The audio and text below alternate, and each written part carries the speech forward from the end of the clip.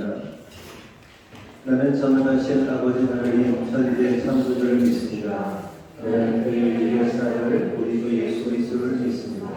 그는 성령으로 인도되어 동정과 마리아에게 하시고 도대어 빌라도에게 고난을 받아 십자가에 못 박혀 죽으시고 장사된 뒤 사흘 만에 죽은 자 가운데서 다시 살아나셨습니다.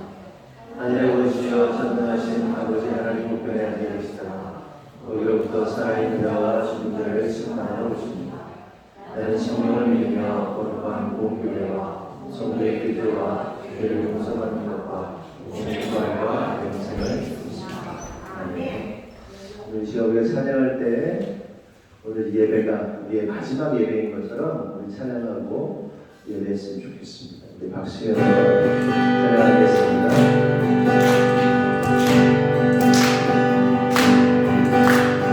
영광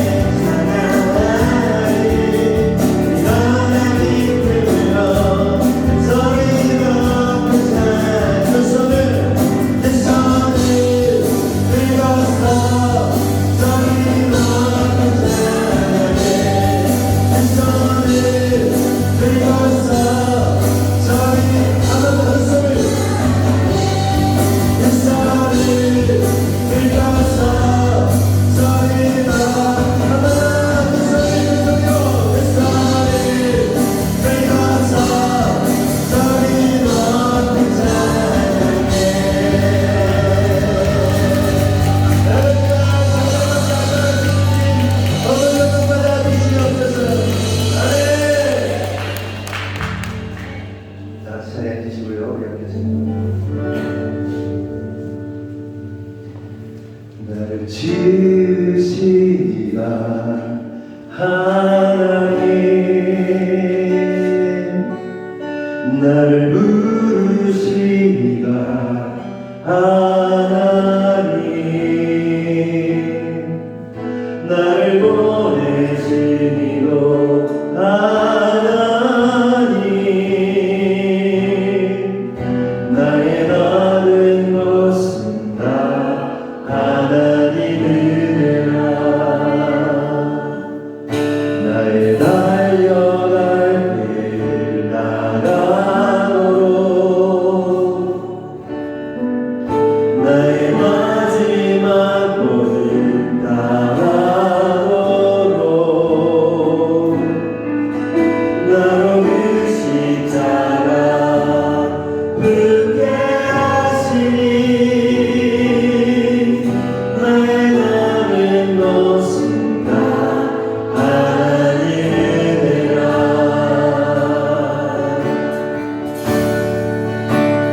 한량없는 은혜, 값을 데 없는 은혜,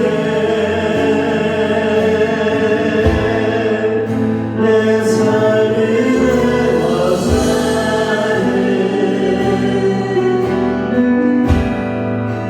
하나님의 은혜.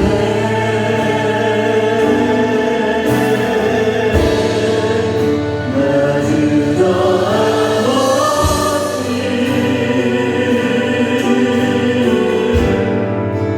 그 땅을 밟은 것,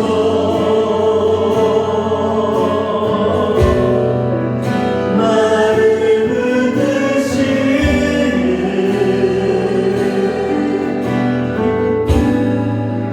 하나님의 은혜.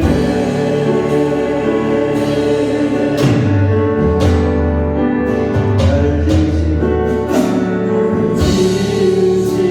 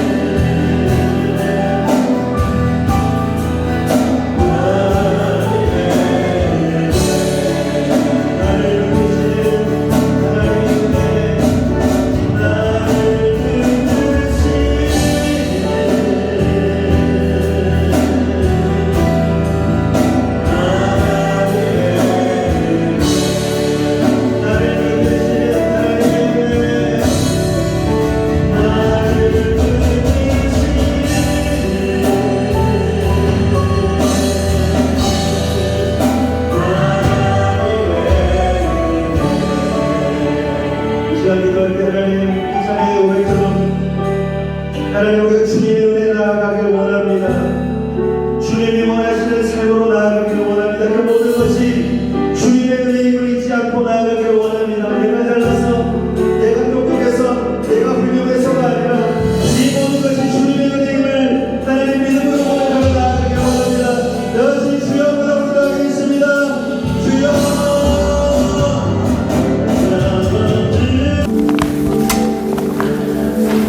거룩하신 하나님 아버지, 날마다 새 생명을 허락하시는 은혜에 감사드리며 거룩한 산 제사를 드리길 바라오니 기뻐하며 찬양하는 성도들 가운데 임하시고 말씀으로 역사하여 주시기를 소원합니다.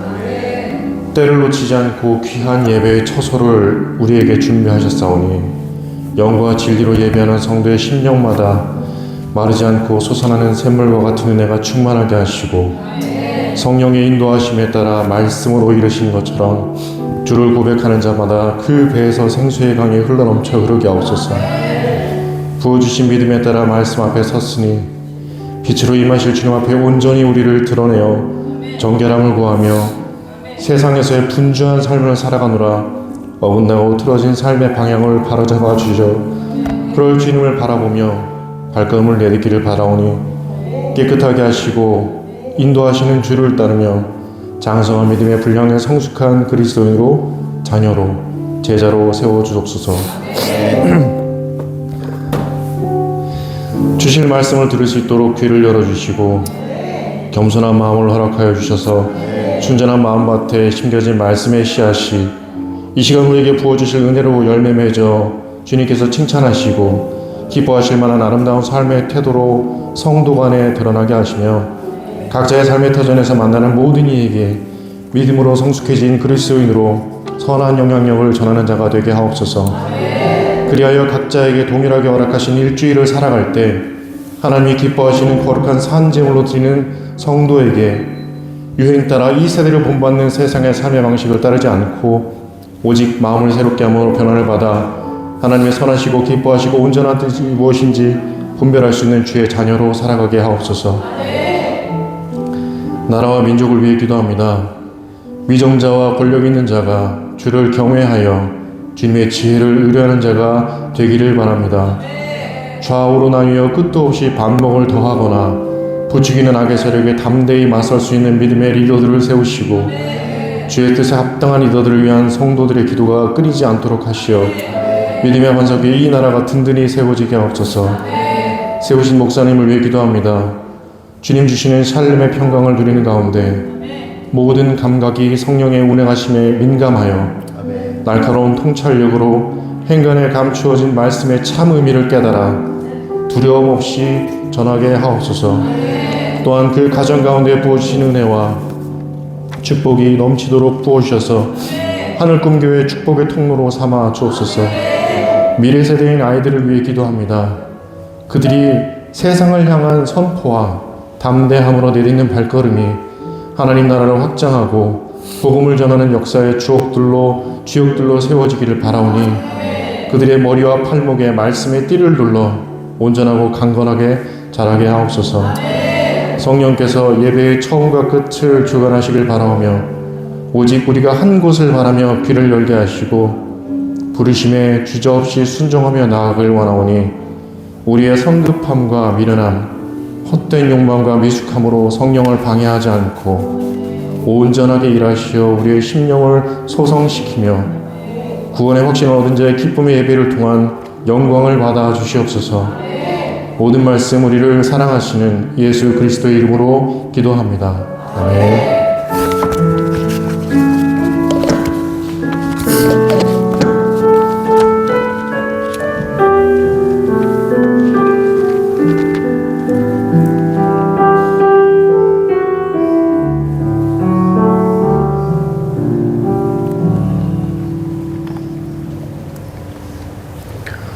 교동문 84번 히브리서 11장 함께 기도하시겠습니다. 믿음은 바라는 것들의 실상이요 보이지 않는 것들의 증거니 믿음으로 모든 세계가 하나님의 말씀으로 지어진 줄을 우리가 아나니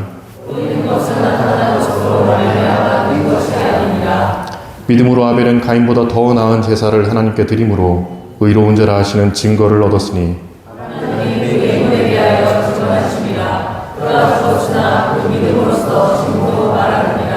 믿음으로 에녹은 죽음을 보지 않고 옮겨졌으니 하나님의 그를 옮기심으로 다시 보이지 아니하였느니라.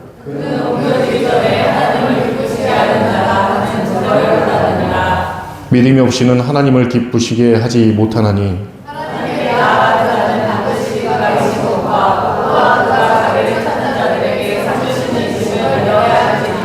아멘.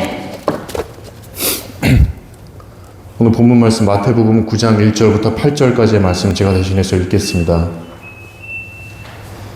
예수께서 배에 오르사 건너가 본 동네에 이르시니 침상에 놓은 중풍병자를 사람들이 데리고 오거늘 예수께서 그들의 믿음을 보시고 중풍병자에게 이르시되 작은 자야 안심하라 내 죄의 사함을 받았느니라. 어떤 서기관들이 속으로 이르되 이 사람이 신성을 모독하도다. 예수께서 그 생각을 아시고 이르시되 너희가 어찌하여 마음에 악한 생각을 하느냐. 내 죄의 사함을 받았느니라 하는 말과 일어나 걸어가라 하는 말 중에 어느 것이 쉽겠느냐. 그러나 인자가 세상에서 죄를 사하는 권능이 있는 줄을 너희로 알게 하려 하노라 하시고 중풍병자에게 말씀하시되 일어나 내 침상을 가지고 집으로 가라 하시니 그가 일어나 집으로 돌아가거늘 무리가 보고 두려워하며 이런 권능을 사람에게 주신 하나님께 영광을 돌리니라. 아멘. 옥상 나오셔서 내 죄사함을 받았느냐라는 제목으로 말씀 전하시겠습니다. 네, 옆에 분하고 이렇게 인사합시다. 마지막 예배처럼 예배합시다. 모르는 거예요. 우리의 인생이라는 것이. 오늘 이 예배가 마지막일 수도 있습니다. 주님이 오셔서 마지막일 수도 있고, 우리 한 인생의 마지막이 될 수도 있기 때문에 마지막처럼 예배하는 게 필요한 것 같아요. 그래서 정신을 바짝 차리고 하나님 앞에서 내가 드릴 수 있는 최고의 예배, 최상의 예배로 드렸으면 좋겠는데, 중요한 것이, 예배가 중요한 것이 왜 그러냐면 우리의 삶의 태도, 우리의 신앙의 태도가 예배를 통해 드러나기 때문에 그렇습니다. 여러분이 아무리 예수를 잘 믿는 것 같고 아무리 하나님 말씀으로 사는 것 같아도 예배, 그 모든 삶의 이 결합체가, 삶의 모든 농축된 게 뭐예요? 예배란 말이죠. 예배를 통해서 우리의 신앙이 다 드려지고 다 나타나게 되는 거란 말이죠. 그래서 우리가 예배에 최선을 다했으면 좋겠고, 우리 교회는 특히 예배를 일주일에 한 번밖에 안 드린단 말이에요. 그래서 그 예배, 여러분들의 삶의 예배를 온전히 이 예배 가운데 좀 잘 쏟아내셨으면 좋겠습니다. 귀 쫑긋하고 정신 맑게 하나님 앞에서 말씀 앞에 반응하려고 하고, 때로는 목사가 말씀을 이런 표현 쓰잖아요. 부흥사님들이 개떡같이 전해도 찰떡같이 알아듣고, 그리고 말씀을 통해서 계속돼서 자신을 들여다보고 그런 시간이 됐으면 좋겠습니다. 오늘 본문 2절을 보면 이렇게 말씀하시죠. 다 같이 한번 읽어볼까요? 시작.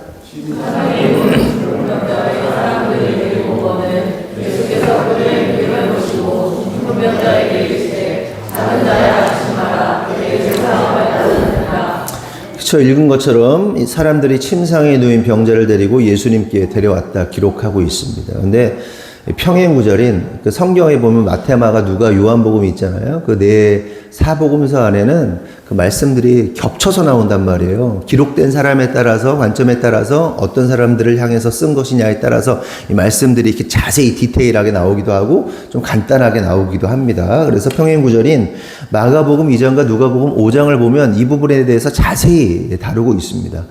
어떤 내용입니까? 예수님께서 복음을 전하시기 위해서 어떤 한 집에 들어가신 거예요. 집에 들어갔더니 사람들이 어떻게 하죠? 소문이 나는 거예요. 야, 예수님이 오셨다.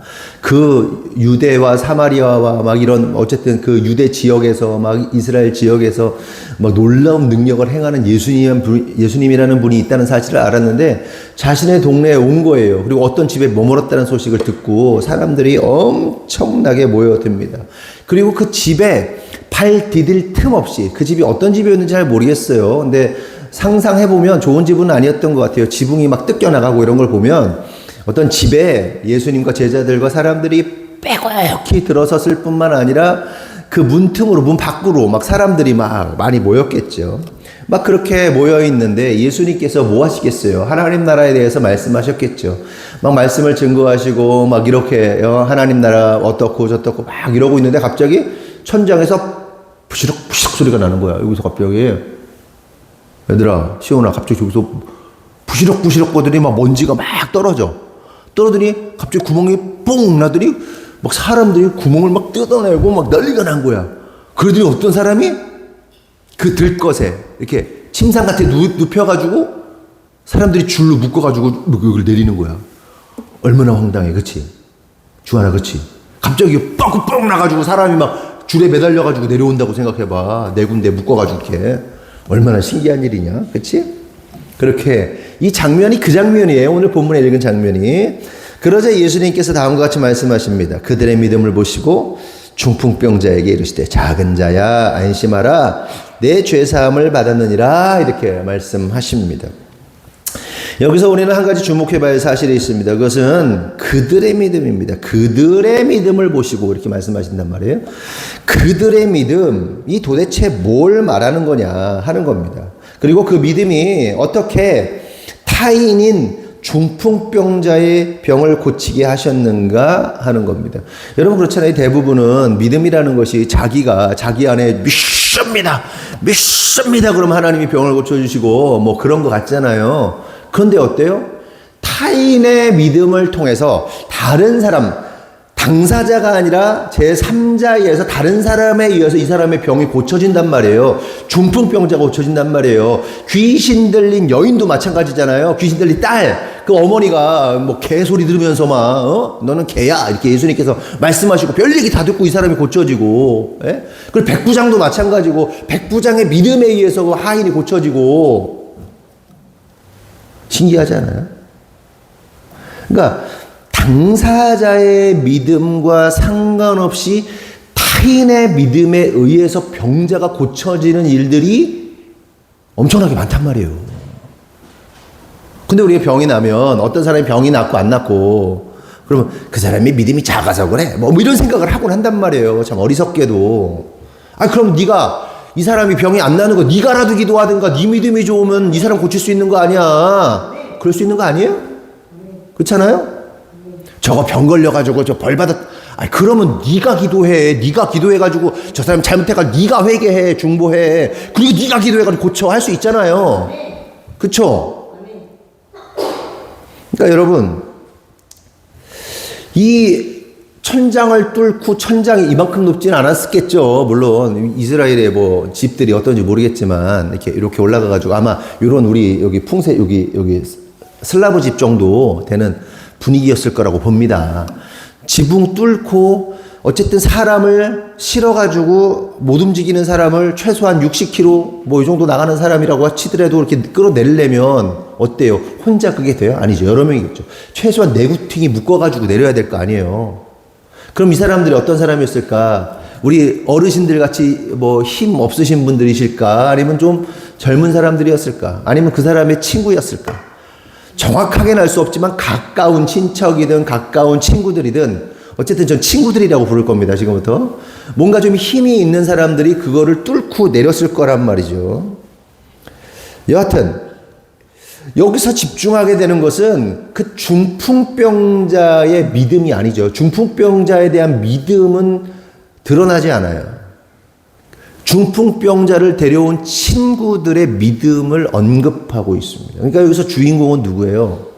중풍병자가 아니라 중풍병자의 친구들, 그들의 믿음이 오늘의 주인공입니다. 그래서 우리는 이 친구들의 믿음에 대해서 본문을 읽을 때 집중하는 게 당연한 거예요. 그래서 우리가 그 병자를 긍휼히 여기고 고치고자 하는 열심과 정성과 열정을 가지고 행동했을 때 예수님께서 그들의 믿음을 칭찬하심으로 병을 고쳐주신 것처럼 우리들도 이 친구들과 같이 다른 사람들의 영혼을 위해서, 아픈 사람을 위해서, 다른 사람을 위해서 기도하고 헌신하고 봉사하는 마음과 열정을 배워야겠다라는 적용을 하죠. 우리가 읽으면서. 그렇죠? 당연히. 이야, 이 사람들이 이러한 열정을 가지고 이거 뭐 천장까지 올라가지고 지붕까지 뜯어가지고 왜 그들의 믿음을 우리가 배우려고 합니까? 너무 아름답죠. 내 일도 아닌데 다른 사람, 다른 타인의 일을 자기 일처럼 여기고 뭔가 하는 것은 너무나도 아름다운 행위입니다. 자기를 포기하는 행위고 자기의 뭔가 생명을 포기하고 자신의 재정을 포기하고 시간을 포기하고 자기의 욕구를 포기하는 행위란 말이에요. 그래서 우리가 헌금을 할 때도 사실은 내 헌금을 하면서 내 기도 쓰기도 바쁘고 아니면 내 자식 기도 쓰기도 바쁜데 다른 사람을 위해서 헌금하고 다른 사람을 위해서 뭔가 하는 건요 대단한 헌신이고 대단히 칭찬받을 만한 일입니다. 그래서 그 사람이 받아야 할 축복을 내가 이 사람을 위해서 헌금함으로써 이 사람의 축복도 내가 가져가는 거예요. 이해되세요? 그러니까 얘가 헌금을 했어. 그럼 하나님 앞에서 자기의 삶을 쪼개서 시간을 쪼개서 생명을 쪼개서 예물을 드린 거 아니에요. 그게 뭐 하나님 나라를 위해 쌓든 이 땅에서 성도를 유익하게 하든 간에 하나님 기뻐하시는 거잖아요. 저는 그게 상급이 있다고 생각합니다. 얘가 자기 거 한 거. 그런데 얘가 옆에 걸 했어. 우리 예은이 걸 했어. 그럼 예은이가 받을 상급까지도 내가 받는 거야. 그러니까 같이 또 그 사람도 받지만 내가 이 사람 것까지 같이, 그러니까 선지자를 대하면 선지자의 상급을 받는 것처럼 선지자가 선지자의 상급을 받는데 내가 선지자를 대접함으로 선지자의 상급을 받는 것처럼 같이 받는단 말이에요. 무슨 얘기인지 이해하시죠? 대단한 일이에요. 누군가를 위해서 재정을 쓰고 헌금을 하고 시간을 내고 뭔가 몸을 쓰는 행위는 어마어마한 행위란 말이에요. 아름답잖아요. 그리고 보세요. 아까 얘기한 것처럼 내 일도 아닌데 왜 그걸 나서냐고. 그리고 남의 집을 부수면서까지 그걸 부순다는 얘기 뭐야? 내가 물어주겠다는 얘기잖아. 내가 돈을 물어주면서까지도 내가 이 사람을 고치겠다고 하는 그 열정, 그 사랑, 그 정성, 그 열심, 그런 일을 누가 버리겠냐는 거예요. 대단히 훌륭한 일이죠. 대단히 아름다운 일입니다. 아름답다 못해 더 표현이 뭐가 있을까? 진짜 어메이징한 일이에요. 어메이징한 일. 생각해 보세요. 여러분들 그거 할 수 있겠어요? 여러분 친구가 병에 걸렸어. 병에 걸렸는데 그 친구 그러는 거야. 내 소원이 있어. 저기 부산에 가면 무슨 뭐 밀면이 있는데 나 그거 하나 먹고 싶고 죽고 싶다. 그러면 그거 난 들어주겠다. 근데 겁나 바빠. 일정을 뺄 수가 없어. 한 달 내내 꽉 찼어. 뭐 있을까? 막 무슨 마감 기간이야. 무슨 명절 기간이야. 또 뭐 있어. 막 추수 기간이야. 갈 수 있다. 그래도. 부탁하지 말고 가야 돼. 같이 가야 돼. 같이 가서 1박 2일 하고 와야 돼. 그래요. 훌륭하신 분이시죠. 진짜 힘들어요. 그럼 친구 말고 가족인데도, 여러분 사실 그래요. 가족인데도 불구하고요. 병원에 병문안도 안 가고요. 못 가고요. 바쁘면. 어떤 사람들은 아예 그냥 지워버려요. 실제로. 얼마 전에 그 TV 보니까 그 얘기 나오더라고요. 부모가 이제 부모가 아픈, 부모가 이렇게 생활이 어려운데 자식들이 아예 그냥 다 연락 두절하고 사는 사람들이 어마어마하게 많다 이런 얘기 하더라고요. 제가요, 이상희 목사님 돌아가시기 전에요, 그 마지막과 그 장례와 그 가족들을 챙기고 그 아무것도 없는 그분들 위해서 집까지 우리가 빚을 내서 집을 얻어주려고 했었잖아요. 우리가 그때 집을 계약하고 있는데 그분들이 그래서 우리가 이제 빚을 내서 전세비를 얻어주려고 막 그렇게 했단 말이에요. 그것뿐만 아니라 그 가족들, 남겨진 가족들의 재산의 문제, 부채의 문제를 하기 위해서 막 법무사와 막 이걸 끝까지 하는데요. 진짜 내가 스스로 하나님께 감사했어요. 내가 그렇게 할 수 있다는 것을. 근데 제 마음은요, 하고 싶지 않았어요. 얼마나 힘든 일이에요. 진짜 힘든 일이에요. 누군가를 끝까지 그거를 해준다는 게, 뭔가를 내 일처럼 해준다는 게 쉽지 않은 거예요. 엄청난 믿음이고 엄청나게 힘든 거예요. 그래서 모르겠어요. 저 같은 나는 머리형이라 그게 진짜 힘든 사람인데 그걸 할 수 있었다는 것이에요. 그리고 나서 이걸 자랑하려고 하는 게 아니고 지금 그 찬이까지도 계속 장학금을 주고 있단 말이에요. 매달. 그게 쉽지 않은 일이에요.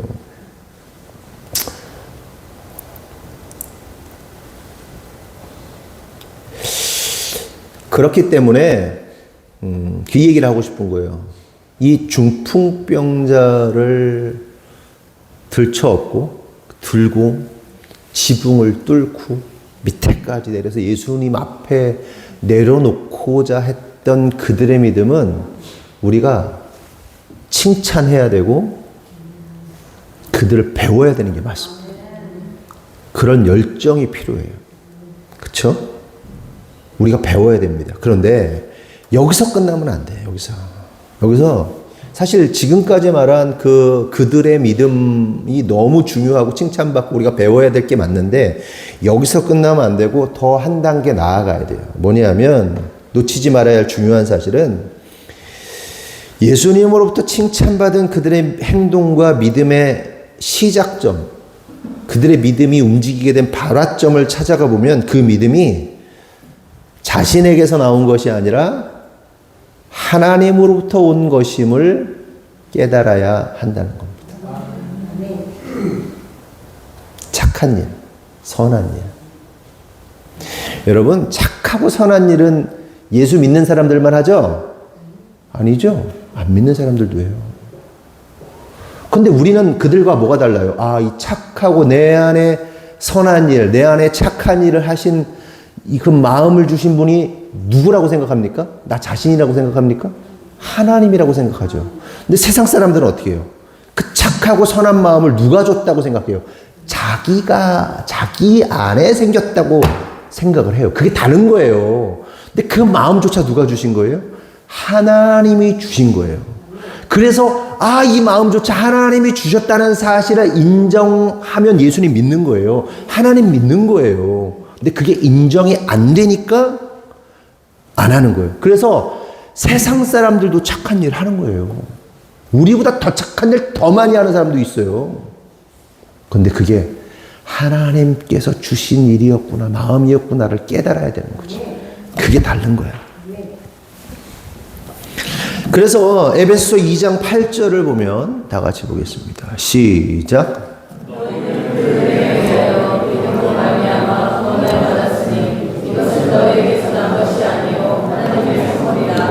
여기서 우리가 확인할 수 있는 사실이 뭡니까? 믿음과 구원이라는 것이 누구에게서 난 것이 아니다. 우리에게서 난 것이 아니다. 하나님의 선물이다. 그래서 깨달을 사실은 이 중풍병자의 친구들이 지붕을 뚫고 침상을 내리는 그 과감하고도 비범한 행동을 한 그 마음, 그 열심, 그 열정, 그 믿음조차도 누가 주신 거예요? 하나님께서 주셨기 때문에, 선물로 주셨기 때문에 가능하다는 겁니다. 그래서 믿음이라는 것은 우리에게 공로가 있어요, 없어요? 공로가 없어. 믿음이라는 것은. 믿음을 자랑할 수 있다, 없다? 없다. 그러나 우리가 자랑해야 하는 것이 있죠. 그게 뭡니까? 우리에게 믿음을 주신 하나님, 믿음이라는 은혜를 주신 예수님을 자랑해야 하는 거예요. 우리의 신앙은 자랑하지 말아야 돼요. 그러면 뭐예요? 우리가 어떤 하나님이 나에게 역사하셨을 때 어떤 믿음을 주셨어. 근데 나의 믿음이 나는 말이야 이거 절대로 할 필요 없다.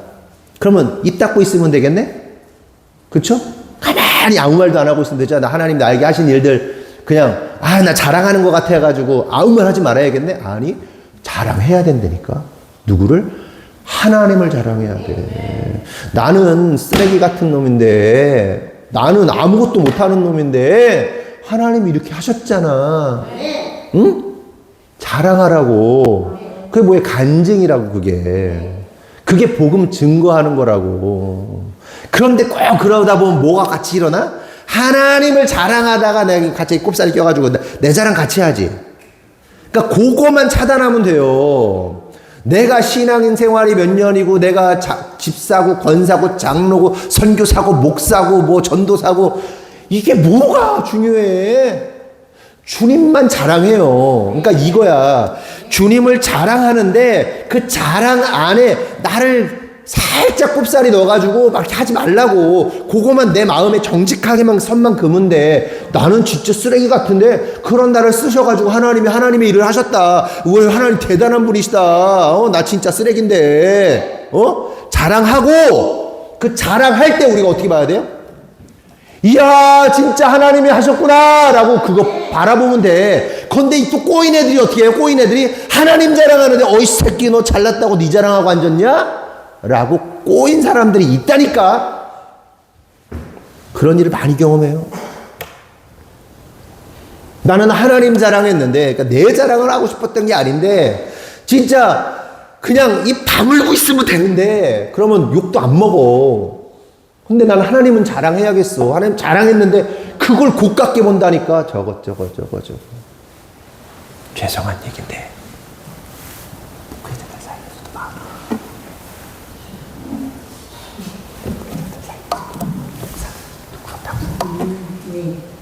들었어? 무슨 말인지 모르겠어? 그래서 어떤 목사님이 막 그걸 얘기를 해, 간증을 해. 그래서 나는 그게 너무 좋아. 우리 하나님, 와, 진짜 우리 하나님, 야, 진짜, 와, 목사님, 와, 우리 하나님 진짜 막 맞아요. 뭐 맞아요. 막 이러고 있는데 어떤 사람들은 그 간증을 들으면서 같이, 또 잘난 척하고 이렇게 생각한다니까. 미워한다니까. 그러니까 우리 안에 우리 스스로도 하나님만 자랑하는 마음도 있어야 되고 그게 누군가 하나님 자랑할 때 그 하나님 자랑하는 걸 같이 기뻐해야 되는데 꼬여가지고 배배 꼬여가지고 인생 그렇게 꼬인 채로 살면 안 된다. 그리고 입 다물고 있으면 안 된다. 자랑해야 된다. 우리 하나님 자랑하세요. 나는 없고 주님만, 나는 죽고 주님만 살면 돼. 그리고 그 판단은 누가 하셔? 하나님이 하시는 거야.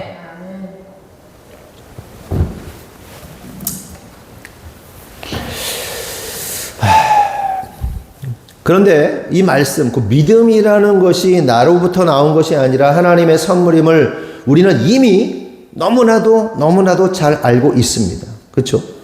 또한 그 믿음뿐 아니라 우리가 누리고 우리가 가지고 있는 그 모든 것들이 하나님의 은혜임을 우리는 믿습니다. 믿으시면 아멘 하세요. 그렇죠?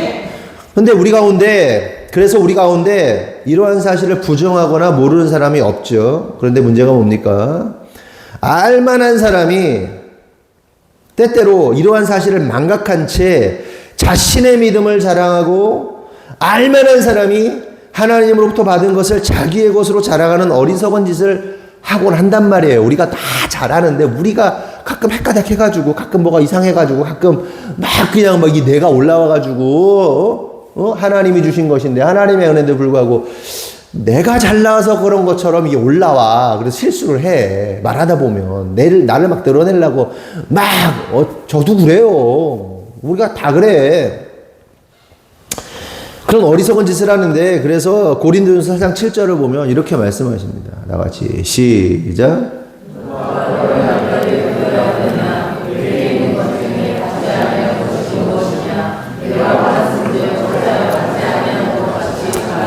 이게 무슨 말이에요? 네가 받고 누리고 구별된 그 모든 것이 누구로부터 온 것이다? 하나님으로부터 온 거라는 거예요. 그런데 어처구니 없이 주님 주신 하나님을 기억하지 않고 자기가 잘나서 누리는 것처럼 자랑을 한다. 이게 무슨 얘기예요? 고린도전서. 고린도 교인들 가운데 그런 사람들이 있었다는 거예요. 초대교회 아닙니까? 예수님 돌아가셨지만 그 영향력과 그 흐름들이 막 흘러가고 있는 사도 바울이라는 또 아주 걸출한 인물이 그 교회들을 치리하고 있는 가운데 고린도 교회에서 편지 쓴 거지만 고린도 그 알만한 우리가 수천 년 동안 언급하고 있는 그 믿음의 선진들, 선배들, 그 고린도 교회 안에서도 그런 사람들이 있었다는 거예요. 지가 잘나서 하나님으로부터 받은 건데 지가 잘해서 내가 착해서 그렇게 선행을 했다라고 생각하는 사람들이 있었다는 거예요. 자기 누리는 그 모든 것들이. 알만한 사람들이 그랬다는 거예요. 여러분 깨달아야 돼요. 우리가 살아 숨쉬는 것, 우리가 이 자리에서 예배하는 것, 예수님을 구원자로 믿는 것, 우리가 밥 먹고 자고 회사 다니고 사업하고 돈 벌고 헌금하고 헌신하고 충성하고 또 화장실 청소도 하고 봉사도 하고 주방 봉사도 하고 찬양도 하고 기도도 하고 때론 우리가 어떠한 대단한 믿음의 결단을 할 때가 있잖아요. 그렇죠? 그 어떤 평상시를 뛰어넘는 어떤 믿음의 결단, 막 하나님 앞에서 막 헌금을 막 결단한다든지, 아니면 여러분 내가 하나님 앞에서 내가 이걸 이렇게 살아가겠다라고 막 결단하고 막 그럴 때가 있잖아요. 막 이걸 뛰어넘는, 뭔가 자기 삶을 뛰어넘는 어떤 대단한 결단. 이 모든 것이 내가 잘나서, 내가 노력해서, 내가 힘써서, 내가 훌륭해서가 아니라 주님께서 우리에게 주신 선물이라는 사실을 잊으면 안 돼요. 망각하면 안 돼요. 근데 망각해. 병 걸리는 거야. 연병이라고 아세요? 연병? 연병이 뭔지 아세요? 아는, 웃네? 연병 뭐예요? 몰라? 연병 못 들어봤어요? 연병 말고 연병. 아는 사람, 연병. 연예인병이 연병이래요. 연예인병이. 누구지? 어떤 배우 있는데, 배우가 자기가 솔직히 말하겠다. 지금은 막 이제 길거리도 돌아다니고 그러듯이. 초기 때, 데뷔 초기 때 연병에 걸렸다는 거예요. 연예인병에. 그래가지고, 기라성 같은 선배들이 쫙 있는데, 거기서 자기가 막 이렇게 모자 콕 눌러주고, 마스크를 하고, 선글라스 끼고 이렇게 앞에 갔다는 거예요. 그래서 자기 가린다고, 연병한다고. 그게 빠지는데 시간이 좀 걸렸다. 연예인병. 우리 그리스도인들 그 병, 지금 생각해낸 건데 그 병이 아닌가. 우리가 하나님 앞에 헌신하고 하나님 앞에서 막 특출난 믿음의 어떤 행위를 하고 그러다 보면 우리가 그 병에 걸리는 거야. 그리스도인 병. 막 믿음이 막 좋은 그래가지고 막 자기가 막 특별한 것처럼 막 겸손해야 돼. 까불 필요 없어. 그냥 나는 그냥 쓰레기인데 그냥 건져주셔가지고 이렇게 그 있잖아, 하수구에 빠진 강아지 건져가지고 목욕시켜주고 이쁘게 그래가지고 우쭈쭈 그래. 이거야. 그냥 우리는 똥통에 빠져 죽어야 되는 인생들이라고.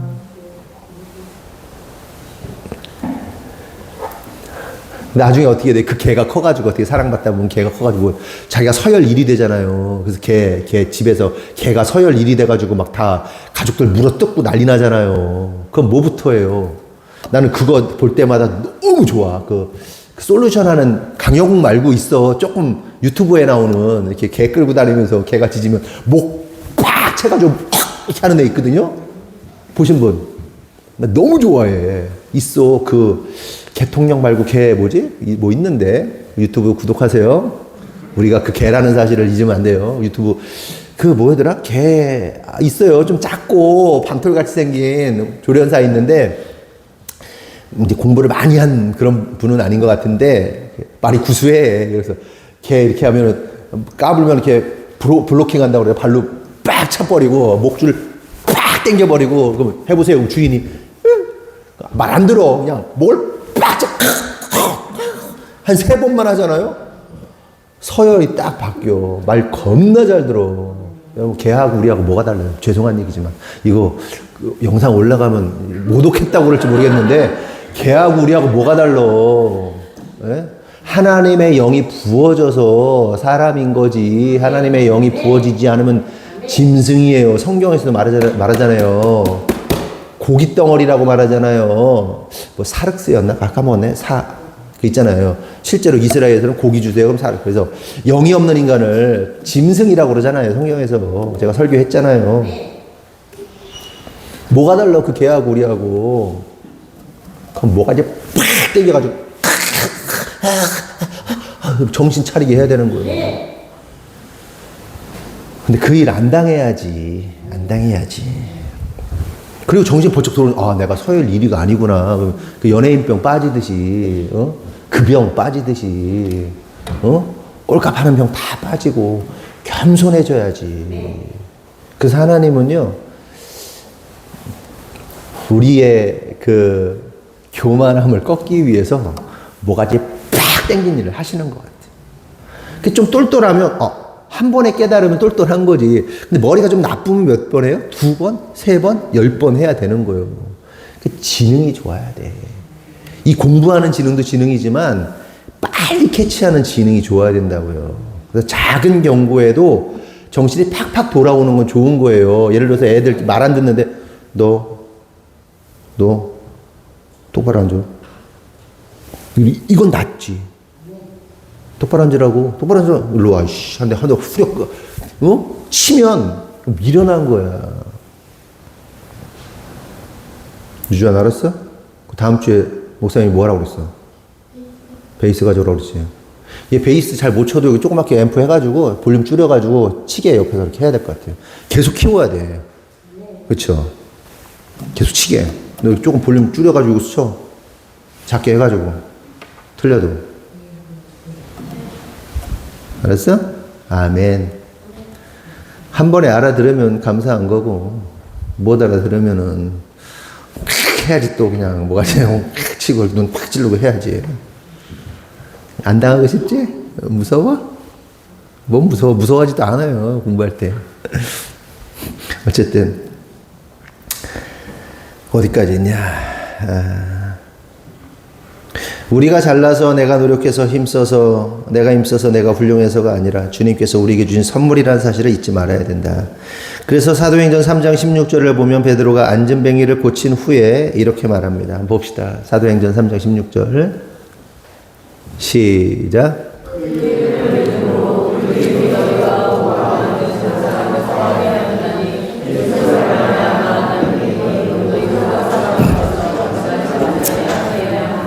누가 고쳤다는 거예요? 예수로 말미암아 난 믿음. 그러니까 예수님이 고치셨다는 거예요. 그러니까 결국 제가 본문을 통해서 말씀하고 적는 것은 중풍병자를 들쳐 업고 온 친구들의 그런 행위는 너무나도 아름답고 배워야 할 부분이다. 이거는 당연히 그래야 되는 거고, 그런데 더 나아가서 그들에게 이러한 믿음을 주신 분이 예수님이시다라는 사실을 잊지 말아야 한다는 거예요. 그래서 우리에게 주신 믿음을 통해서 일어나는 역사 속에서 그 어떠한 영광을 취할 수 없고 취해서도 안 된다. 오직 주님만이 홀로 영광 받으셔야 된다. 그리고 단지 우리는 그렇게 나를 쓰신 주님께 감사로 영광 돌리면 되는 것이다. 그런데 제가 왜 이런 말을 하냐? 우리가 이러한 말씀을 수도 없이 들어도 막상 하나님께서 감동을 주시고 믿음을 주셔서 어떤 대단한 결단을 하고 헌신과 충성을 하고도, 봉사를 하고도 희한하게도 성도들이 혹은 목사가 알아주기를 바랄 때가 있다는 거예요. 그러니까 하나님만 아시면 되는데, 목사님이 안 알아주시나, 사모님이 안 알아주시나, 우리 성도들이 안 알아주나, 그 헌신, 충성, 봉사? 아니, 마음이 들 수도 있지. 그런데 그러면 그냥 오직 하나님만 아시니 감사합니다 하면 되면 되는데, 거기서 왜 안 알아줘?가 되면 이제 끝나는 거예요, 그때부터. 네? 시험 들어요. 안 알아준다고. 삐쳐요. 근데 그게 뭐다? 내가 영광을 취하려는 시도들이다. 네? 그 누가 몰라줘도, 그 누가 알아주지 않아도 주님으로 인해서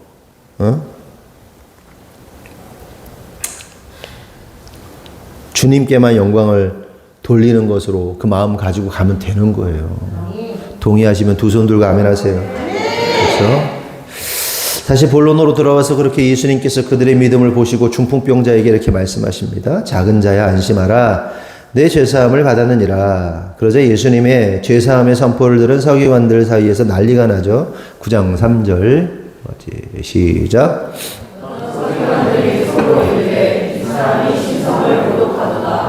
신성모독했다는 거예요. 얘들아, 신성모독이 뭔지 알아? 아는 사람?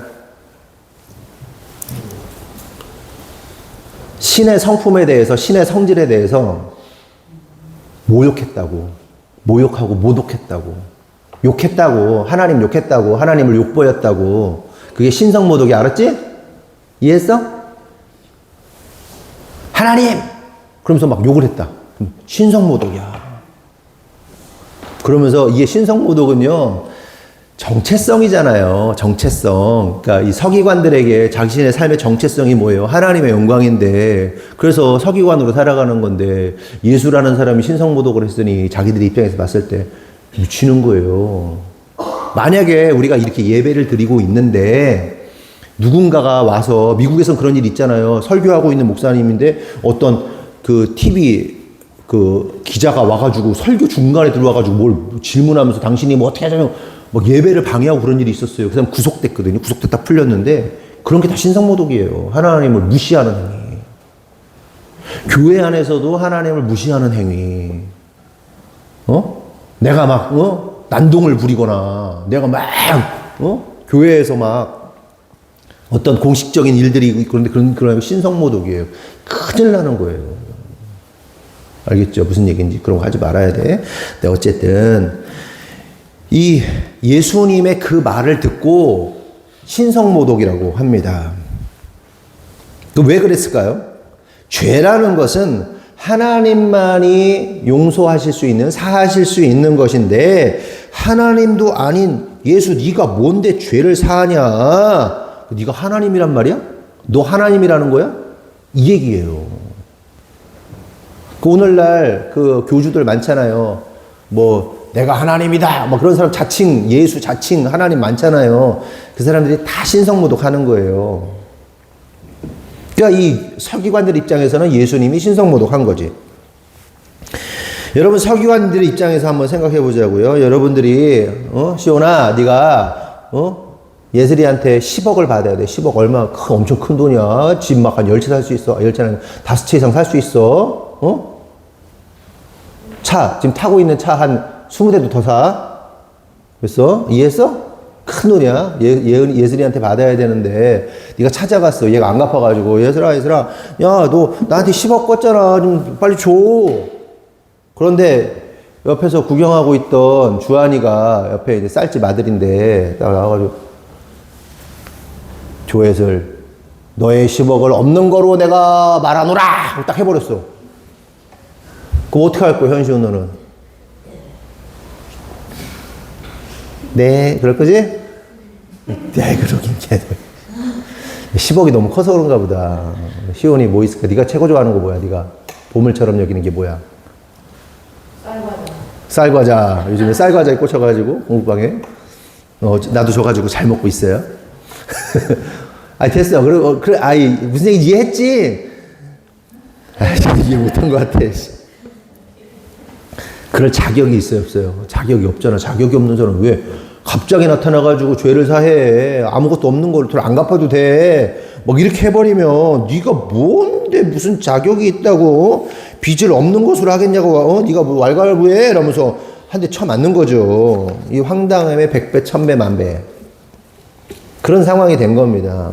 그런데 여기서 중요한 사실이 있는데 그것은 서기관들이 놓치고 있었다는 거예요. 그게 뭡니까? 그것은 예수님이 실제로 하나님의 아들이라는 사실을 놓치고 있었던 겁니다.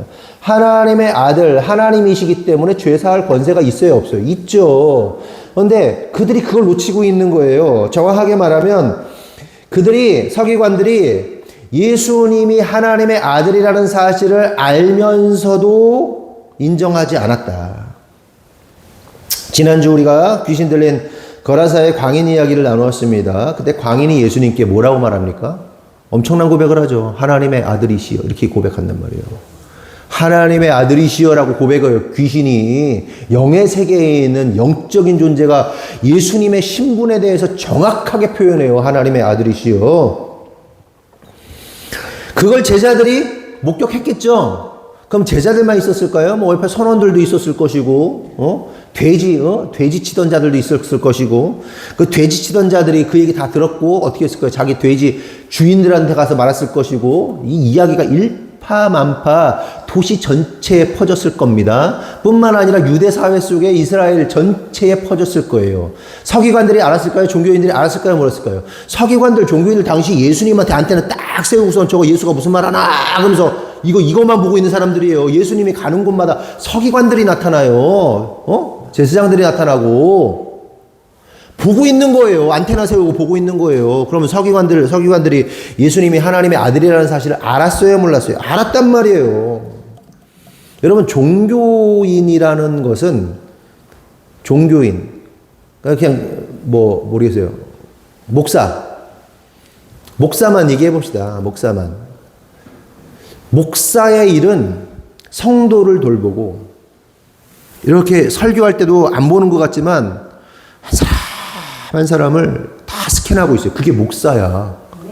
성도의 삶을 이렇게 보고 있어요. 그냥 몰라, 무슨 일이 있었는지도 몰라. 잘 말해주면 알아. 그래서 저는 예전에도 얘기했지만 성도의 삶에 대해서 깊이 아는 것이 좋기도 하지만 깊이 모르는 게 나을 수도 있어서 어쩔 때는 잘 몰라요. 그래서 얼마 전에도 경숙 집사님이 회사 새로 들어갔는데 모르고 있었어. 알아야지 성도가. 그러니까 무관심? 모르겠어. 무관심과 알면 안 된다는 것 사이에 뭔가가 좀 있긴 하지만 어쨌든 왜 그러냐면 때로는 몰라야 되는 게 뭐냐면 듣고 알면 뭐 한다고 그래요, 사람들이. 깐다라고 그러잖아요, 설교 시간에. 그걸 방지하기 위해서 설교자는 때때로 성도들의 많은 걸 몰라야 돼요. 모르고 얘기하는 게 많아. 그래서 성향도 그렇고 아는 건 제 아내가 알죠. 근데 제 아내가 다 이해할 것 같죠. 다 얘기하지 않아요. 근데 내가 이거 뭐야 그럼 되게 귀찮아해요. 말을 많이 했기 때문에 나한테 또 설명하려면 너무 길고 복잡해. 얘기를 안 해. 물어봐도 막 짜증내. 이게 무슨 얘기야? 막 전화하고 무슨 얘기인데 그럼. 나도 그냥 별로 알려고 하지도 않아.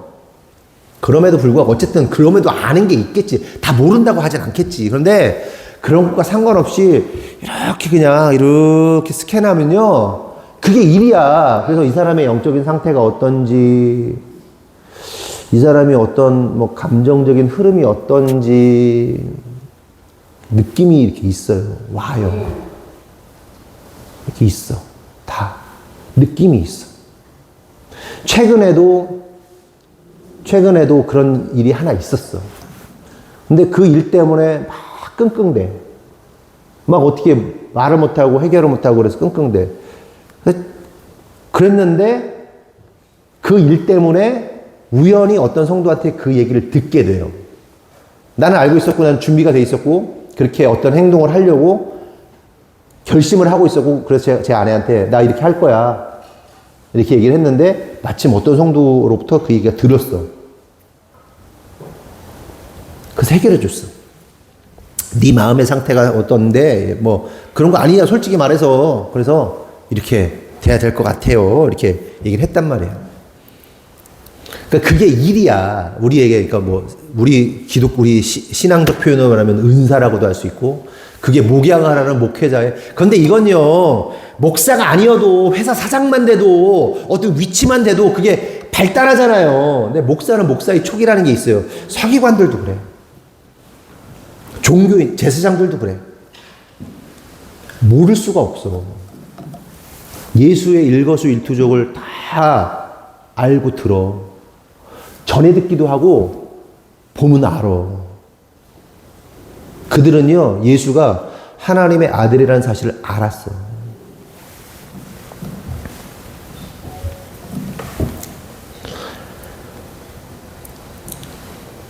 그러자 그렇게 씩씩거리면서 광분하고 있던 서기관들을 향해서 예수님께서 뭐라고 그래요? 4절? 4절? 없어요? 시작.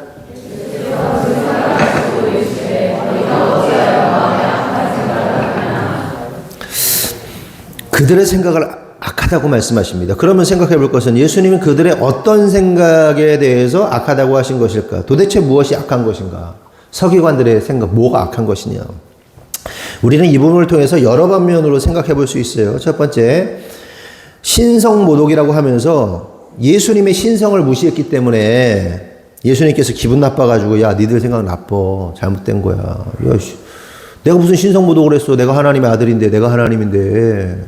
야, 어떻게 신성모독이라고 그래? 내가? 응? 나를? 니들 말하는 거 생각하는 거 기분 나빠? 이렇게 생각할 수도 있고, 두 번째, 율법을 연구한다는 서기관들의 율법의 정신은 뭐예요? 하나님 사랑과 이웃 사랑입니다. 율법을 쫙 짜내면 뭐예요? 십자가예요. 하나님 사랑과 이웃 사랑이에요. 신약 쫙 짜내면 십자가예요. 예수예요. 신약 구약 다 쫙쫙 해내면 십자가 하나예요. 예수님 하나예요. 이웃 사랑, 하나님 사랑, 이웃 사랑. 그러면 그 서기관들이 뭐 해야 되는 거예요? 하나님 말씀을 준행하겠다면 뭘 해야 되는 거예요? 이웃 사랑과 하나님 사랑을 해야 돼. 근데 하나님이신 예수님도 사랑하지 않고 게다가 누구도 안 사랑하는 거예요? 중풍병자도 사랑하지 않는 거예요. 중풍병자가 병이 나왔으면 기뻐하고 즐거워하고 행복해야 되는 게 당연한 거죠. 근데 지금 뭘 걱정하고 있는 거예요? 와, 예수 신성모독하네. 율법에 의하면 그리고 장로들의 유전에 의하면 그렇게 말하는 건 신성모독이 내면서 영원히 회복되고 살아난 것에 대한 전혀 관심 없이 이것만 잘못됐다라고 뒤 흔들고 있단 말이에요. 그러니까 하나님 사랑에 대한 것도 미스가 나고 이웃 사랑에 대한 것도 미스가 나가 있는 거예요. 그러니까 네 생각이 하나님 사랑도 아니고 이웃 사랑도 아닌 네 생각이 악하다. 자신들의 신학, 자신들의 율법 조직이 깨어지는 것만 가득했던 거예요. 그래서 악하다고 생각한 겁니다.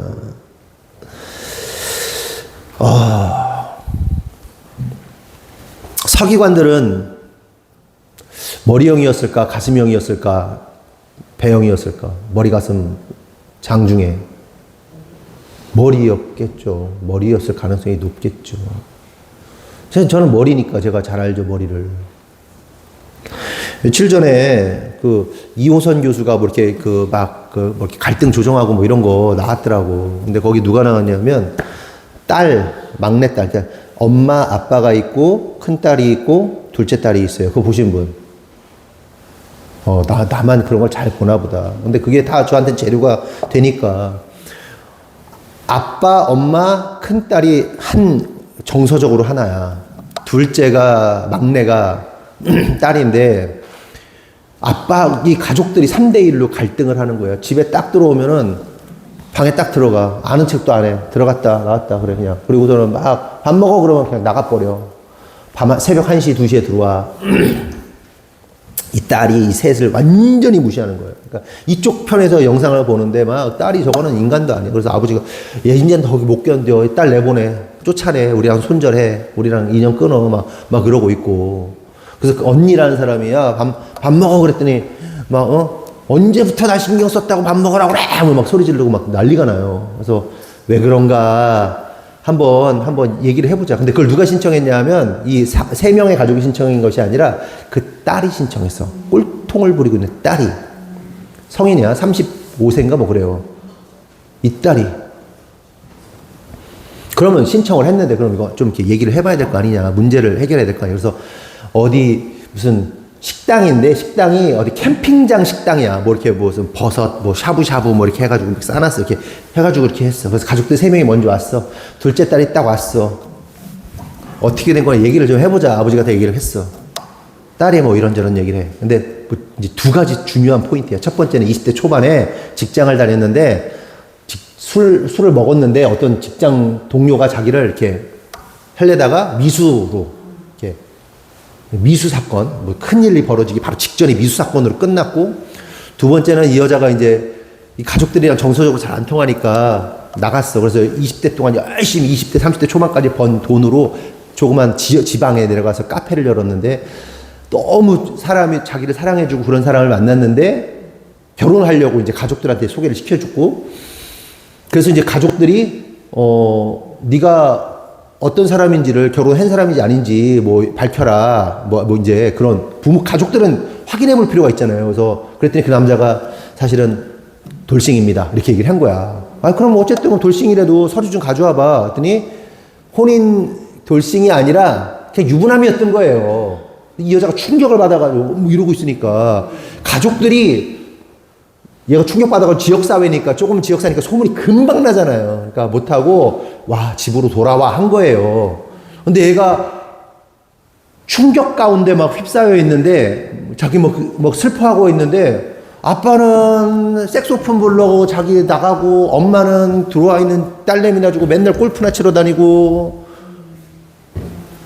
내가 이렇게 힘든데 도와달라고 계속 얘기했대. 나 너무 힘들다 좀 도와달라고 계속 얘기했대.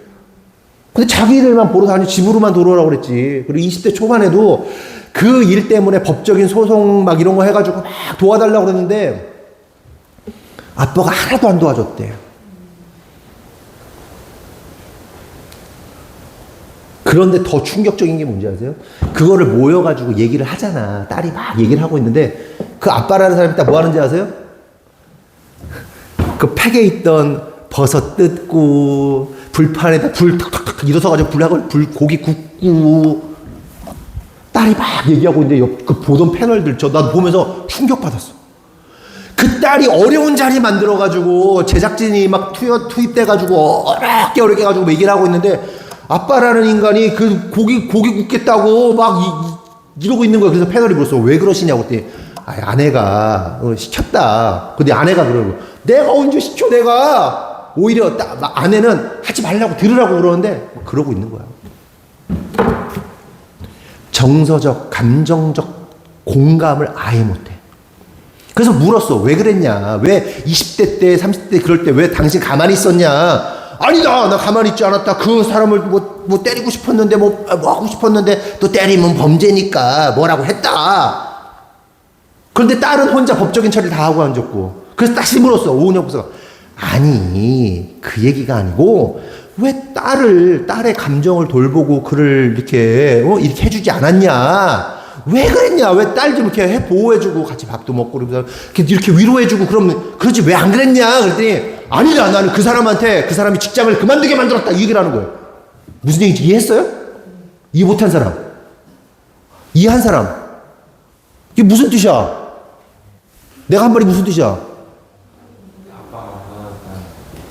아빠가 딸한테 관심을 가져야 되는데 아빠가 그 가해자한테만 관심 있는 거야. 그 딸을 위로하고 딸의 정서를 돌보고 딸의 마음을 살펴야 되는데 뭐 하고 있는 거예요? 아빠는 나는 가해자인 그놈한테만 했다는 거. 아니 그 얘기가 아니다. 오은영이 눈을 부르뜨면서 그 얘기가 아니잖냐고. 지금 딸에 대해서 어떻게 했냐고. 나는 그 사람을 직장 못 다니게 만들었다. 이 얘기를. 사페야 완전. 가족들 셋이 그런 거야. 셋이. 아빠, 엄마, 언니가.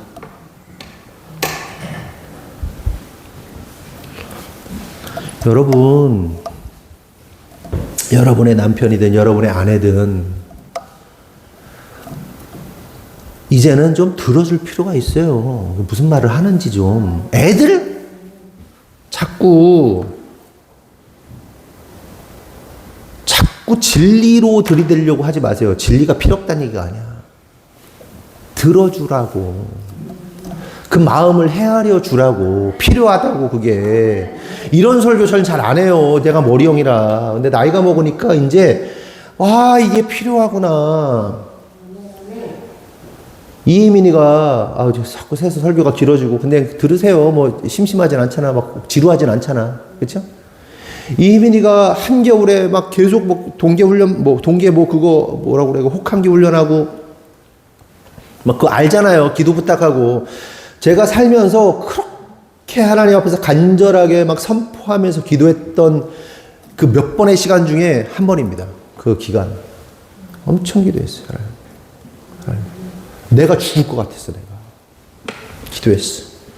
전화할 때마다 전화하는 내용들이요. 어떻게 들으면 맨날 똑같은 얘기에 막 그냥 사람 무너지는 얘기만 해. 걔가.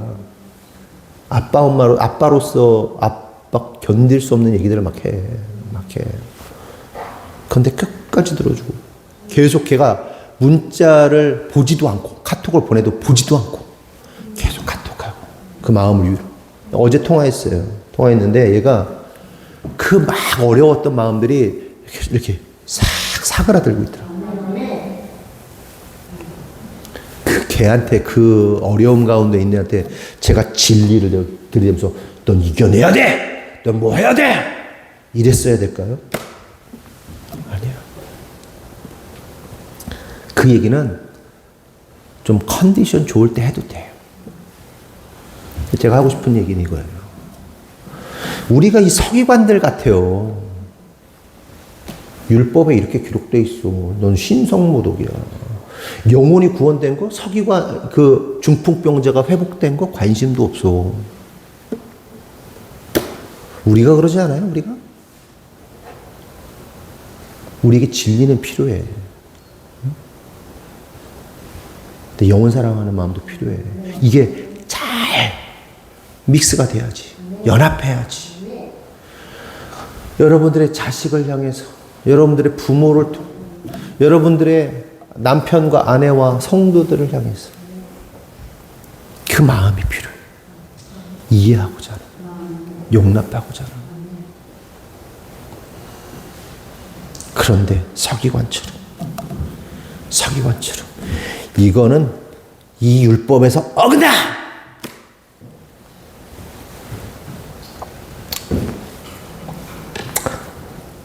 여하튼 이 두 가지 해석이 있어요. 그런데 이 두 가지 해석 모두 예수님께서 악하다고 말씀하신 의도가 맞다고 생각합니다. 그 큰 의미 안에 한 부분씩 자리하고 있다고 생각해요. 근데 저는 다음의 관점을 좀 집중하고 싶은 거예요. 그것은 예수님께서 서기관들을 악하다고 하신 이유가 바로 그들이 예수가 하나님의 아들이심을 깨닫고 들었고 알았음에도 불구하고 마음을 돌이키지 않고 회개치 않고 마음을 닫아버린 채 자신들의 이성과 지식과 생각에 함몰된 그 마음을 예수님께서 악하다라고 하셨다고 저는 생각하는 거예요. 예수님이 하나님의 아들이라 사실 들었어. 성경에 쭉 예언된 내용 보니까 알았어. 귀신의 입을 통해서도 그걸 들었어. 다 듣고 보고 능력 행하는 걸 다 보고 다 알았어. 다 알아. 아는데 회개하지 않았어. 돌이키지 않았다고. 그게 악하다는 거예요. 명백한 증거와 명백한 정황과 명백한 사실들이 팩트가 있어도 인정하지 않는단 말이에요. 부부싸움 하다 보면 저희는 뭐 그런 경우가 없지만 사람들이 싸우는 얘기들 TV에서 보잖아요. 바람을 폈는데 자기는 바람을 안 폈대. 그 정황이 있고 내용이 있고 그런데도 안 했대. 끝까지 인정하지 않아요. 악하다. 말씀도 마찬가지예요. 말씀에 동의가 됐어. 이해가 됐어. 아, 이 말씀이 이거구나. 하나님께서 술 취하지 말라. 아니면 내가 도둑질하면 안 되고, 내가 지금 음란을 하면 안 되고, 내가 또 하면 안 되고, 어쩌고저쩌고. 막 찔리는 것들이 있단 말이에요. 그치? 그 찔리는 것들. 알았어. 알고도 하지 않아. 돌이키지 않아. 그게 악하다는 거예요. 서기관들도 알잖아. 예언된 말씀 다 알잖아. 성경에 보면 메시아, 그 동방박사들이 왔을 때, 헤로데기 왔을 때 다 얘기해 줬잖아. 니들이 얘기했잖아. 그 예수인 거 알잖아. 메시아인 거 알잖아. 돌이키지 않아. 오늘날 얼마나 많은 그리스도인들이요. 그럽니까? 돌이키지 않아. 그 자존심, 이상한 똥꼬집. 돌이키지 않아. 어떻게 할 거야? 악하다는 거예요. 악하대. 그럼 우리 안에 있는 악함은 뭐냐는 거예요. 끝까지 알면서도 하지 않는 그 악함이 뭐냐는 거예요.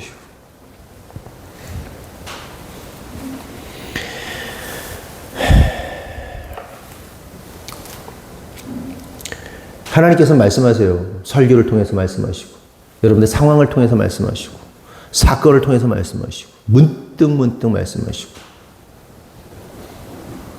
돌이키지 않는 게 악이에요. 서기관들이 악이 알면서도 돌이키지 않았다는 거예요. 그렇게 서기관들이 조용히 굳은 마음으로 머리나 굴리면서 판단하고 복음을 거부하고, 또한 우리들도 교회와 성도들의 삶 속에서 일하시고 역사하시고 계신데도 불구하고 나의 기준, 나의 생각, 가치, 지식으로 하나님의 역사를 판단하고 때로는 하나님의 일을 심판하는 일들이 있다는 거예요. 여기서 진짜 중요한 사실은 오늘날 우리들이 서기관들처럼 많이 알고 많이 배우고 똑똑하고 잘나서 하나님의 일이 무엇인지, 예수님이 누구신지 배우고 알면서도 그럼에도 불구하고 회개치 않는 자들이 너무나도 많다. 여러분, 우리가 못 배웠습니까? 여러분들이? 다 배울 만큼 배우고 알 만큼 알잖아요. 저는 애진작에 무슨 생각을 하냐면, 그냥 목사는 목사지. 목사가 다 아는 건 아니에요. 그쵸? 성도들한테 모르는 거 있으면 물어보고 도움받고 막 그렇게 한단 말이에요. 그래서 우리 성도들이 저보다 많이 알아요. 잘 알아요. 다. 똑똑해요. 여러분들이 진짜 똑똑하고 많이 알고 잘한단 말이에요. 그걸 제가 뭐 부정하지 않아요. 그럼 여러분들이 저보다 잘난 사람들이거든요. 진짜로. 진짜 여러분들이 잘난 사람들이거든요. 그리고 성경의 역사상 오늘날의 현대인들이요, 초대교회, 구약의 성도들보다 훨씬 더 많은 성경을 알고 성경의 지식을 알고 어마어마한 그 당시의 예언자들보다 더 많이 아는 거 아시죠, 우리가? 성경에 기록되어 있듯이 더 많은 걸 알고 있어요, 우리가.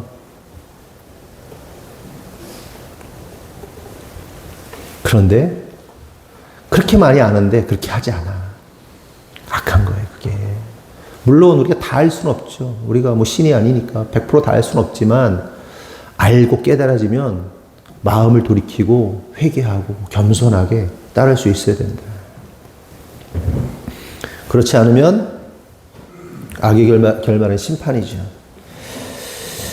마지막으로 그렇게 그 현장에 있던 제자들에게 예수님께서 6절을 통해서 다음과 같이 말씀하십니다. 9장 6절 시작.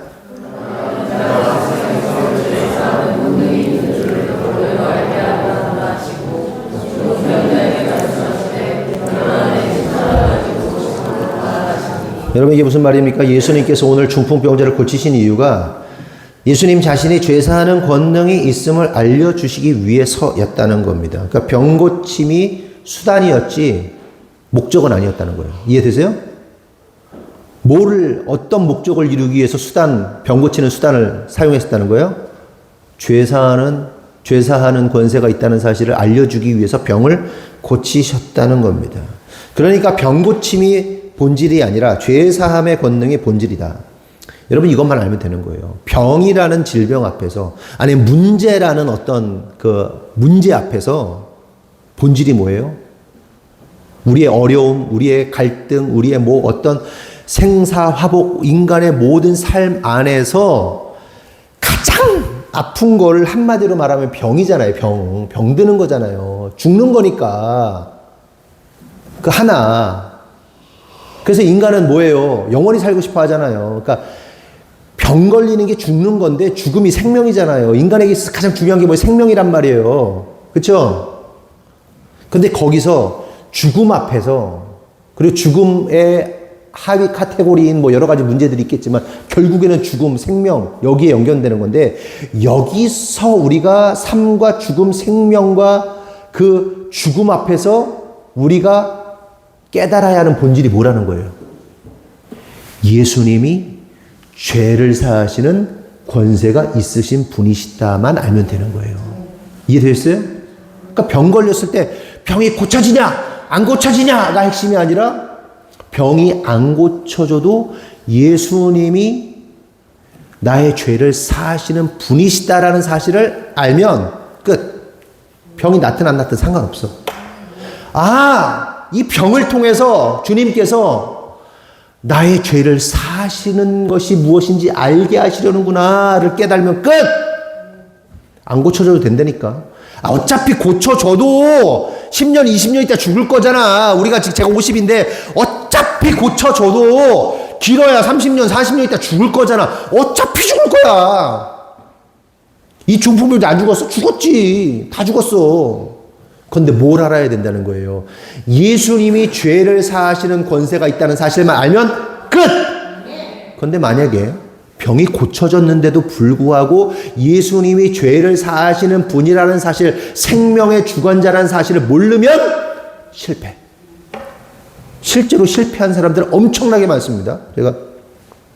제가 이제 전에 다니던, 제가 섬기던 교회에서 어떤 장로교 쪽 목사님인데 장뭐뭐 목사님이 있어요. 그 유명한 치유사역 하시는 목사님. 교회도 엄청 크고 병 고치는 은사가 있으셔가지고 막 병을 고치죠. 그런데 그 집회에 그 목사님이 어느 교회 집회에 오셨는데 거기서 한 남자 청년이 집회 믿지 않는 남자 청년이 암이었던 것 같아요. 제가 정확하지 않아요. 뒤에 설명할게요. 암이었는데 참석했다가 집회 중간에 치유가 됐어. 치유. 믿지 않는 사람인데 집회 참석했다가 은혜 받아가지고 치유를 받았어. 병이 암이 없어졌어. 제가 옛날에 이 얘기 했는데 들은 분 계세요? 기억 안 나요? 치유가 됐어. 근데 그 사람이 제가 제 기억에 정확하지 않아요. 제가 뒤에 설명할게요. 헌금을 얼마 했게요? 안 했어요. 50만 원인가 했대. 내 기억에 그래요. 서현 집사는 얼마 할래? 죽을 병 걸렸다 안 걸렸다가 하면. 어떻게 할 거야? 1억. 어우. 있으면. 그러니까 막 그렇게 생각하잖아. 실제로 내든 못 내든. 그쵸. 생명값으로 막 하게 되잖아. 근데 제가 지금 하고 싶은 얘기는 이 사람이 50만 원밖에 안 냈다고 뭐라는 게 아니야. 믿음이 없으면 그럴 수 있지.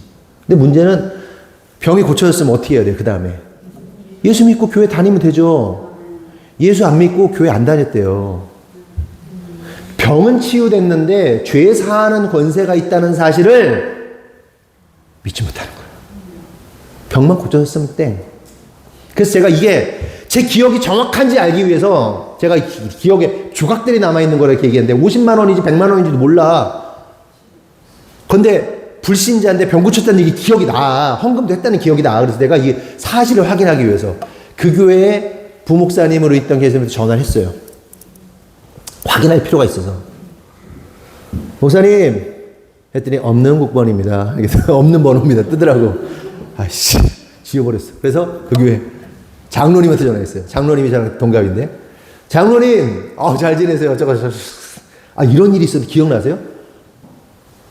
기억이 안 나는데 그러는 거야. 이거 확인할 방법이 없어. 그 담임 목사님한테 하기도 뭐하고 성도들 다 전할 수도 없잖아. 그런데 중요한 사실은 뭔지 아세요? 이러한 일들이 기독교 역사 가운데 있었을까요? 없었을까요? 엄청 많았을 거예요. 실제로 예전에 조용기 목사님 막 고치고 병 고치고 수많은 사람들이 병 고치고 막 치유받고 그랬던 사람들이 막 있을 텐데 그들이 다 예수 믿었을까요? 다 예수 믿을까요? 안 그런 사람들 엄청나게 많지.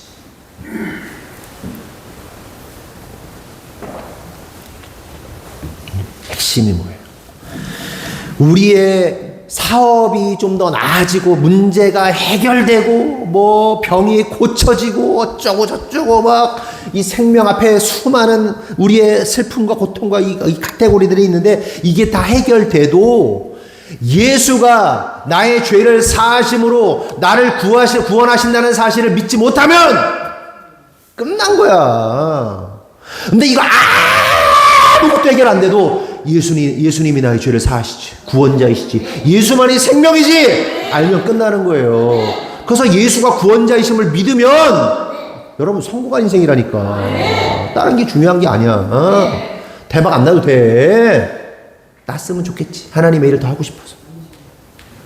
그걸 부정하는 거야. 예수만이 생명이다. 예수만이 죄사함을 가지고 있다만 이 사실만 분명히 알면 우리의 신앙은 성공한 거야.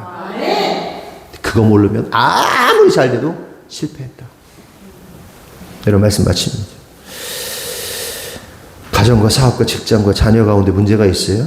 그러면 그 문제에 함몰되지 마세요. 우리의 죄를 사하시고 영원한 생명으로 인도하시는 예수님만 붙잡으세요. 오늘 말씀 여기까지 하겠습니다. 기도하겠습니다. 하나님 감사합니다. 오늘 말씀을 통해서 깨닫습니다. 예수님께서 죄 사하는 권세가 있음을 알려주시기 위해서 병자를 고쳤습니다. 주님이 죄 사하시는 권세가 있으신 하나님이시며 그 예수님만이 홀로 영광 받기 합당하신 분이심을 우리가 믿음으로 고백하며 또한 예수님만이 우리의 생명이라는 사실을 우리가 고백할 수 있는 참된 믿음의 사람들이 될 수 있도록 역사하시고 인도하여 주시옵소서. 때때로 우리가 살아가면서 여러 가지 문제들, 어려움들에 봉착하지만 그럼에도 불구하고 그게 중요한 게 아니라 예수만이 생명이고 예수만이 구원자이심을 깨닫는 믿음이 우리에게 필요하다는 사실을 다시 한번 확인하오니 하나님 이 시간 역사하셔서 오직 주님만 바라보며 나아갈 수 있도록 주장하여 주시옵소서. 주님께서 이루실 줄 믿사오고 예수님의 이름으로 기도합니다. 아멘.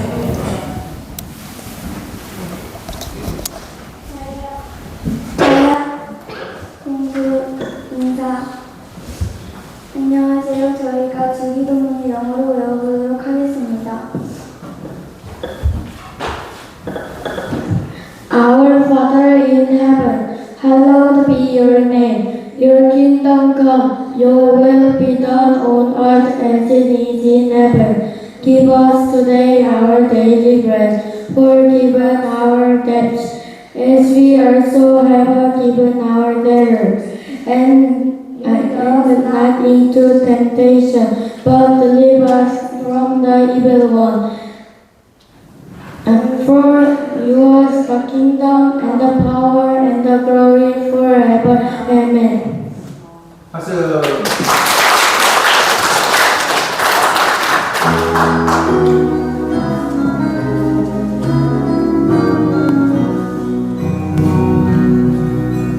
Our Father in heaven, hallowed be your name. Our Father in heaven, hallowed be your name. Your kingdom come, your will be done on earth as it is in heaven. Your kingdom come, your will be done on earth as it is in heaven. Give us this day our daily bread, and forgive us our debts, as we also have forgiven our debtors. Our Father in heaven, hallowed be your name. Our Father in heaven, hallowed be your name. And lead us not into temptation, but deliver us from evil. You give us the kingdom and the power and the glory forever and ever. Our Father in heaven, hallowed be your name. Our Father in heaven, hallowed be your name. Hallowed be your name. Hallowed be your name. Hallowed be your name. Amen. 박수.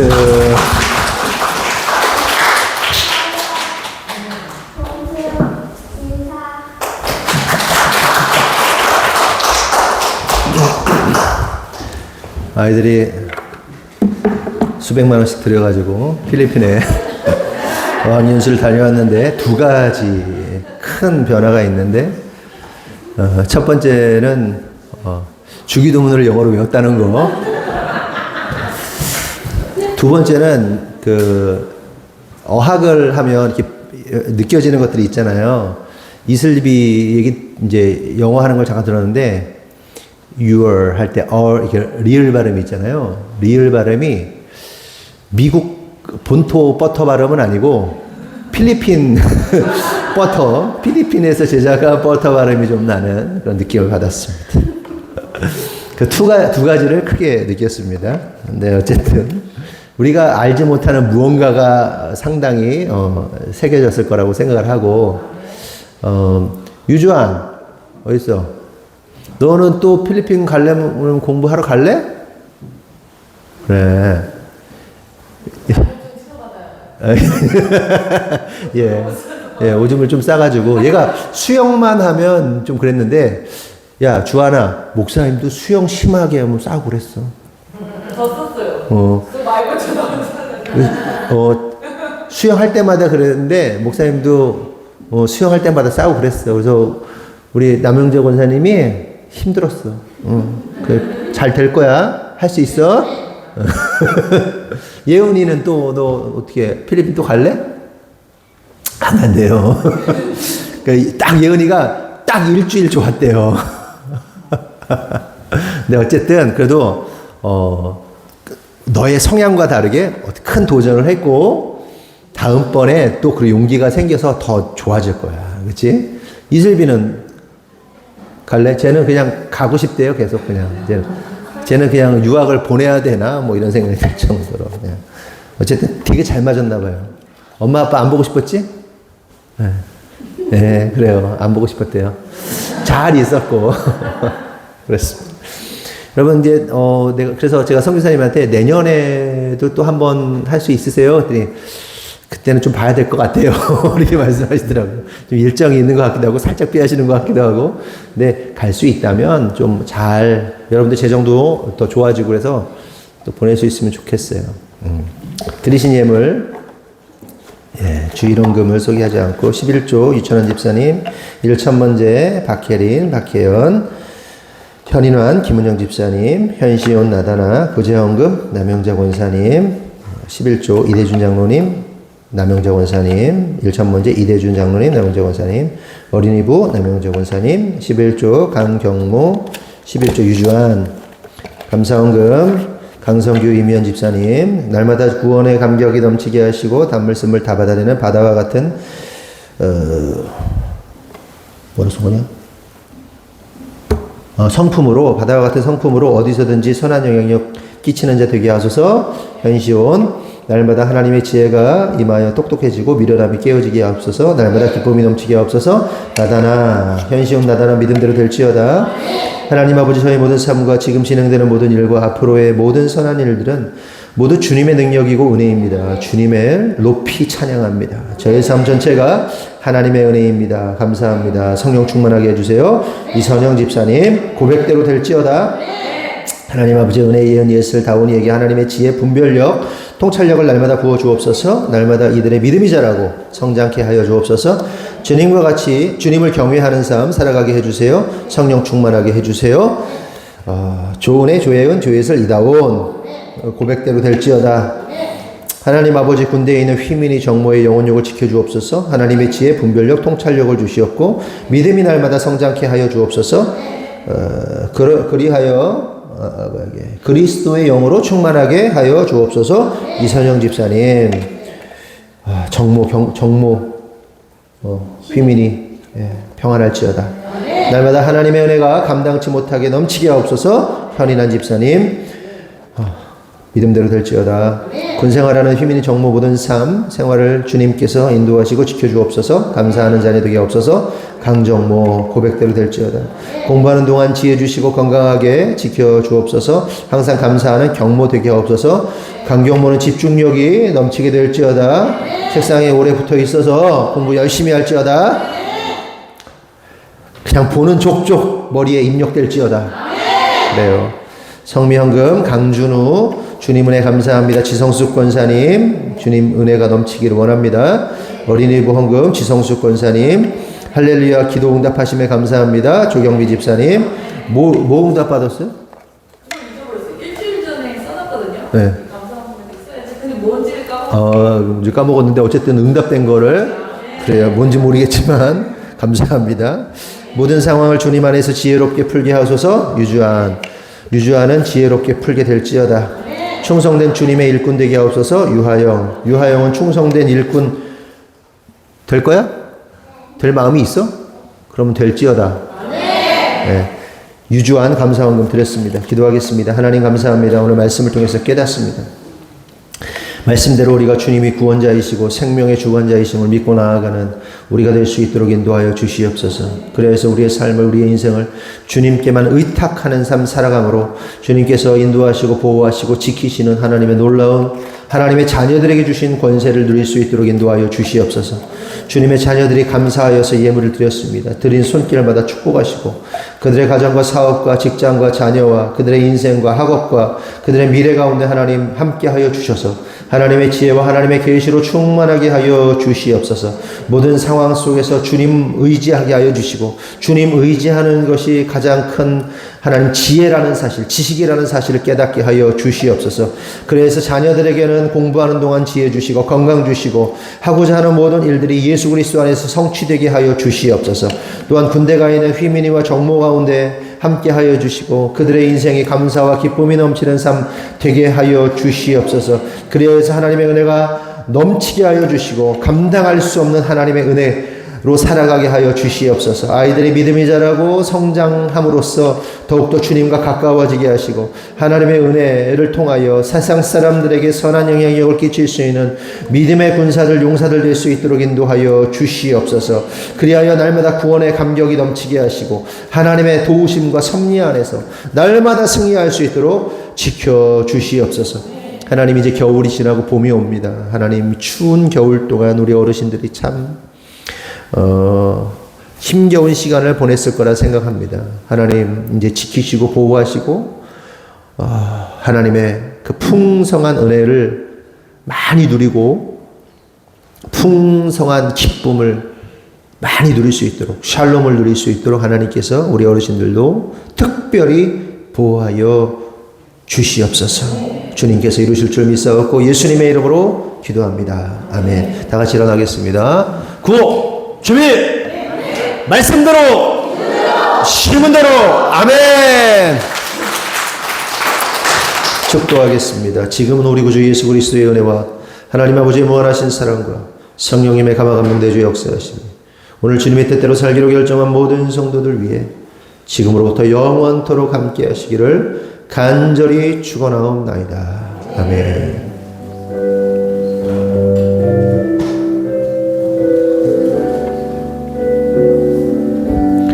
다시 한번 하나님께 영광의 박수를 드리겠습니다. 아멘.